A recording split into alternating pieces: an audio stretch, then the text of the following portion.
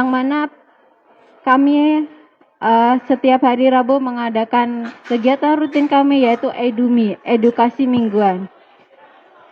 Kali ini materi yang kami bawakan adalah mengenai etika batuk yang akan dibawakan oleh Bapak Lukman. Beliau adalah tim dari PPI, Komite PPI. Kepada Bapak Lukman, kami persilakan.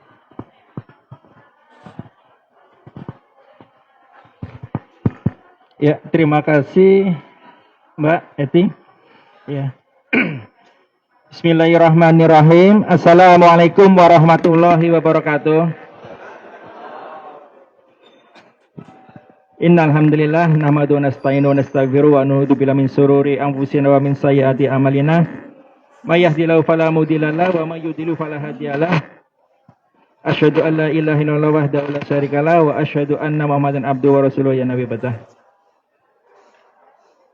Bapak, Ibu-ibu hadirin sekalian, mohon maaf waktunya, mohon perhatian sebentar. Perkenalkan diri, nama saya Lukman Santoso, Bapak, Ibu ya, Lukman Santoso. Kami dari tim PPI. PPI itu pencegahan dan pengendalian infeksi yang ada di Rumah Sakit Umum Ahmad Yani Metro. Ya. Selamat datang Bapak-bapak, Ibu-ibu hadirin yang kami muliakan di Rumah Sakit Ayani Metro. Izinkanlah kami untuk menyampaikan sedikit materi tentang edukasi masalah untuk etika batuk bersin dengan baik dan benar secara efektif. Kita tahu bahwasanya untuk penyakit infeksi yang ada di negara kita ini masih cukup tinggi dibanding dengan negara-negara yang ada di belahan barat itu. Ya, karena apa? Kita tahu bahwasanya faktor lingkungan, budaya itu sangat mempengaruhi sekali terjadinya infeksi yang ada di negara kita. Khususnya di Rumah Sakit Ayani Metro ya, untuk kasus-kasus infeksi, kemudian untuk kasus batuk itu masih tinggi. Jadi nanti dipanggil di loket, data sudah siap ya Bapak Ibu untuk mempercepat pelayanan juga. Ya mohon maaf Ibu, kita untuk suaranya kita gantian dengan tim yang ada di bawah biar nanti yang akan disampaikan itu nyampe. Ya, untuk etika batuk itu Bapak Ibu merupakan suatu program dari PPI. Ya, karena apa? Kita tahu bahwasanya di dalam program untuk pencegahan pengendalian infeksi yang ada di PPI itu, kita tahu ada kewaspadaan. Kewaspadaan itu ada dua kewaspadaan isolasi itu. Kewaspadaan berdasarkan standar dan kewaspadaan berdasarkan transmisi. Ya. Untuk pagi hari ini kami akan membahas masalah kewaspadaan tentang etika batuk, kewaspadaan standar. Kita di sini ada 11 kewaspadaan standar. Salah satunya adalah edukasi etika batuk bersin yang baik dan benar. Ya, kita tahu Bapak-bapak, Ibu hadirin sekalian, bahwasanya penularan lewat udara, airborne, ya, yang ada infeksi itu termasuk kewaspadaan berdasarkan transmisi. Ya, transmisi itu berarti berdasarkan bisa jadi karena kontak itu secara langsung maupun tidak langsung. Baik kita mengenai pasien, kontak langsung, ataupun kita mengenai cairan tubuh pasien. Cairan tubuh itu seperti apa? Seperti cairan darah, kemudian urin, itu cairan tubuh. Kemudian ada droplet. Droplet itu apa? Batuk, percikan. Ya, tentunya kita tahu bahwasanya kalau ada yang batuk, mohon maaf Bapak ya, kalau yang ada yang batuk tentunya kita harus waspada. Karena apa? Di situ ada percikan-percikan yang jumlahnya ribuan ataupun jutaan partikel mikroorganisme ataupun virus yang akan berterbangan. Ya. Makanya kalau untuk etika batuk ini yang perlu kita waspadai adalah adanya percikan. Kemudian ada airborne, ya. Untuk airborne ini adalah melalui udara. Penularannya seperti apa? Biasanya kalau untuk yang airborne ini, kalau kita itu ada yang penyakit TBC, ya, cacar air, itu lewat udara semua. Ya, kita tahu bahwasanya untuk mikroorganisme itu yang ada di lingkungan kita itu jenisnya banyak, Pak. Ada bakteri, jamur, virus, kemudian ada tempat tinggalnya, reservoir. Tempat tinggalnya ini melalui apa? Jadi karena manusia, ya, melalui air, tanah, permukaan lingkungan di sekitar kita ini banyak sekali mikroorganisme yang menempel di pintu maupun di kursi seperti itu. Bahkan di kursi roda seperti itu banyak sekali. Makanya perlu kewaspadaannya itu selain nanti etika batuk juga ada untuk cuci tangan yang baik, yang benar, ya. Kemudian cara masuknya bisa jadi karena memang membran mukosa, ya, karena percikan itu. Kemudian transmisinya ini, Pak, ya, penularannya itu melalui apa? Bisa jadi karena melalui udara, droplet, ya, bisa jadi karena hewan vektor. Kemudian untuk entry-nya, masuknya itu melalui apa? Saluran pernapasan, ya. Tentunya Bapak-bapak, kalau kita batuk seperti itu yang kita yang kita waspadai adalah percikannya, ya. Percikannya itu jangan sampai nanti percikan yang dikeluarkan oleh batuk itu akan menularkan ke kita. Makanya perlu kita menggunakan APD-nya, alat pelindung dirinya adalah masker. Gitu. Kemudian siapa sih yang paling beresiko? Yang paling beresiko untuk terpaparnya penyakit infeksi itu, yang pertama adalah anak kecil. Karena apa? Kalau anak kecil itu untuk imunitasnya masih rendah. Kemudian orang-orang tua. Orang-orang tua juga mempunyai resiko yang sangat tinggi untuk terjadinya infeksi. Karena orang tua itu selain umurnya sudah lanjut usia, tentunya banyak sekali keluhan ataupun gejala-gejala penyakit yang menyebabkan orang itu gampang sekali tertular terjadinya penyakit. Ya, ini Ibu, ya, untuk main of transmisinya. Transmisinya itu bisa melalui langsung maupun tidak langsung. Ini melalui droplet. Droplet ini melalui batuk, percikan batuk. Ya. Kemudian melalui airborne, kemudian melalui bisa jadi karena obat-obatan maupun serangga. Ya. Apa yang harus dilakukan ketika Anda batuk atau bersin? Kalau kita itu batuk ataupun bersin itu merupakan suatu hal yang wajar, Pak, ya. Wajar karena bisa jadi karena iritasi, bisa jadi karena dia itu tersedak atau apa, itu bisa jadi karena batuk ataupun bersin. Tetapi sudah tidak wajar apabila batuk itu dapat menyebabkan kondisi tubuh kita semakin lemah, menyebabkan penyakit itu gampang masuk. Jadi apa yang harus dilakukan? Yang pertama adalah menggunakan tisu untuk menutup hidung dan mulut ketika batuk. Kalau kita itu tidak menggunakan masker, ya, tidak menggunakan masker, Pak. Kalau kita pas waktu kita batuk ataupun bersin, kita menggunakan tisu, ya, menggunakan tisu untuk penutup hidung dan mulut. Kalaupun kita tidak ada tisu, pas kebetulan tidak ada tisu, kita gunakan lengan bagian dalam atas. Mana gini? Atas. Bersin kalau kita menggunakan lengan bagian atas. Ya, Bu, ya. Pak, ya, ingetin. Kalau kita tidak ada tisu, kita bisa menggunakan untuk menghindari percikan, yaitu dengan menggunakan bagian lengan bagian atas dalam, bagian dalam. Ya. Pastikan untuk tidak batuk dengan tangan. Biasanya kan kalau batuk ada yang gini, ya, Pak, ya. Gitu kan? Nah, itu sekarang tidak diperkenankan lagi. Apalagi kalau bersin seperti itu.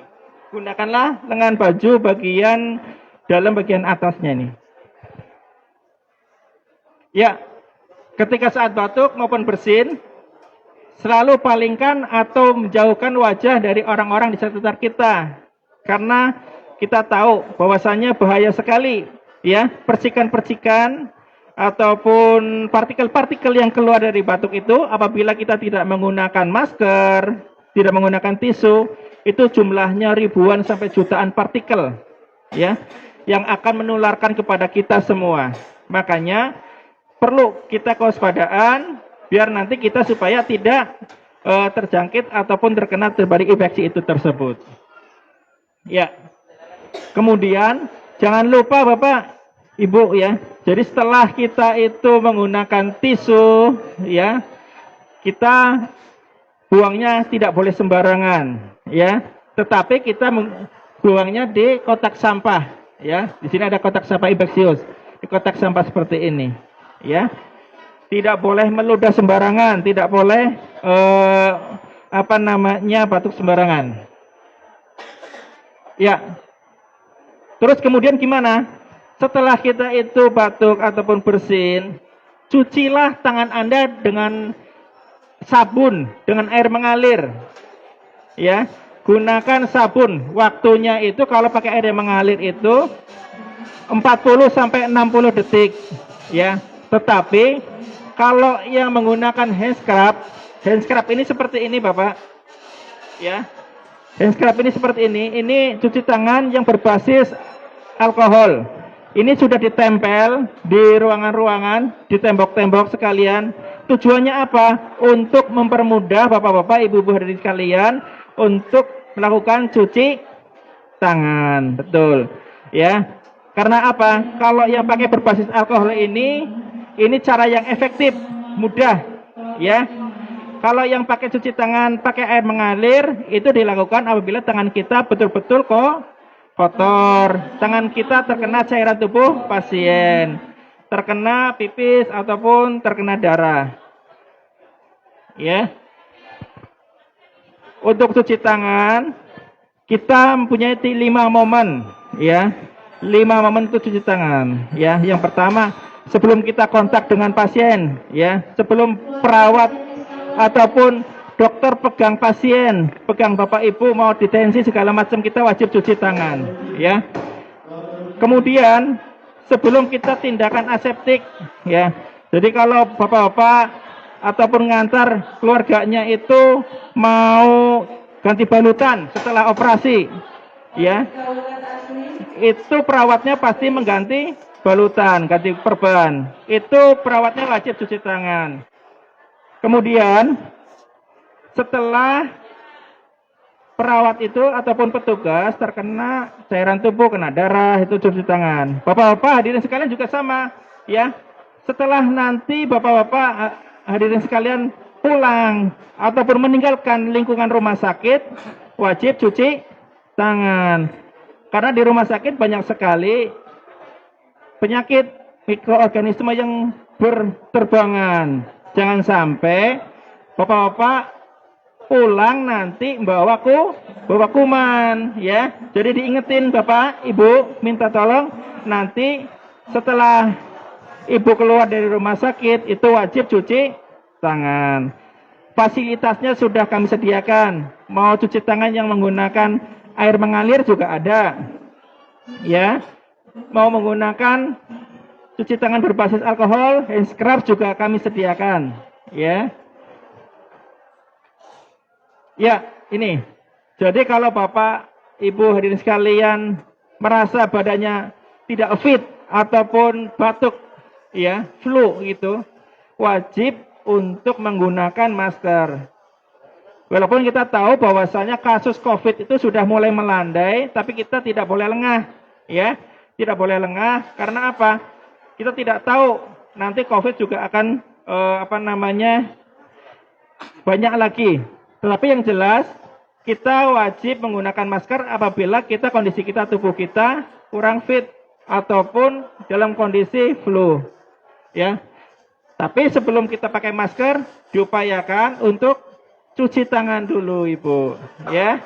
Setelah cuci tangan, kita menggunakan masker, ya. Ini cara-cara untuk pemasangan masker. Kemudian untuk pelepasannya juga harus hati-hati, ya. Kalau pas ngelepas masker, kita jangan pegang depannya, langsung pegang belakangnya, ya. Karena apa? Kalau bagian depan ini sudah terpapar sama virus, sama bakteri yang ada di lingkungan. Ya, Ibu ya. Makanya setelah selesai pakai masker, kita diupayakan untuk cuci tangan. Kalau di rumah cuci tangannya ya bisa menggunakan sabun. Ya, terserah Ibu mau pakai sabun bayi boleh, mau pakai sabun mandi boleh, pakai sabun sholat juga nggak apa-apa. Yang jelas upayakan kalau untuk cuci tangan itu memutus rantai mikroorganisme yang menempel di tangan. Oke. Ya, mungkin ini kesimpulan Bu. Kesimpulan. Kami di sini nggak banyak-banyak materinya, sedikit. Ini kesimpulannya saja. Dengan mengetahui teknik efektif etika ketika batuk, dapat mencegah orang lain untuk terserang batuk atau bahkan lebih parah. Ya, jadi kita menghormati orang lain yang ada di sekitar kita. Ya. Terus yang kedua, pastikan selalu melakukan hal-hal tersebut pada kehidupan sehari-hari. Jadi sudah merupakan kebiasaan kita. Ya, kalau kita pas batuk, kita menggunakan tisu. Ya, kalau kondisi kita dalam kondisi tidak sehat, kita menggunakan masker.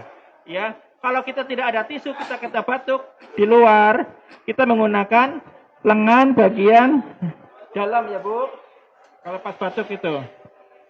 Dengan cara ini yang terakhir dapat memastikan orang-orang yang kamu sayangi di rumah selalu terlindungi dari penyakit berbahaya yang penyebarannya melalui batuk dan bersin. Ya. Jadi mungkin cara batuk efektif inilah yang akan menolong diri kita ataupun menolong saudara-saudara kita yang ada di sekitar kita. Jangan sampai saudara-saudara kita tertular daripada bibit penyakit akibat daripada semburan ataupun percikan daripada batuk maupun bersin itu sendiri. Mungkin itu saja yang bisa kami sampaikan. Mungkin ada yang mau ditanya, Bapak-bapak, Ibu-ibu? Paham? Paham ya? Cukup ya? Ya. Oke. Oke, Bapak, Ibu, hadirin sekalian, mungkin itu saja yang bisa kami sampaikan. Harapannya ilmu yang sedikit ini bisa ditularkan kepada saudara kita ataupun keluarga kita yang ada di rumah, bahwasanya untuk batuk efektif ini adalah cara yang paling mudah ya, biar kita tidak terkena ataupun terpecik daripada mikroorganisme yang kita keluarkan. Ya, jangan lupa cuci tangannya ya Bu, Pak ya, dan selalu berdoa kepada Allah mudah-mudahan yang hadir pada saat ini diberikan kesehatan semua oleh Allah Subhanahu wa taala. Amin ya. Diberikan rezeki yang melimpah. Amin. Keluarga yang ditinggalkan diberikan kesehatan juga. Amin. Mungkin itu saja dari kami, dari tim PPI Pencegahan dan Pengendalian Infeksi Rumah Sakit Ahmad Yani Metro. Dari kami akhiri, wabillahi taufiq wal hidayah. Wassalamualaikum warahmatullahi wabarakatuh. Berkasnya sudah Ibu Anita, dikasihkan sama petugas. Ibu Eka Mulyati, Demikian. Ibu Mustidia, Demikian tadi penjelasan dari Bapak Lukman. Terima kasih untuk waktu yang diberikan oleh Bapak Ibu. Terima kasih untuk perhatiannya. Maaf jika kami memiliki kata-kata yang salah untuk Bapak dan Ibu semuanya. Akhir kata kami ucapkan wabillahi taufiq wal hidayah. Wassalamualaikum warahmatullahi wabarakatuh. Terima kasih ya Pak ya.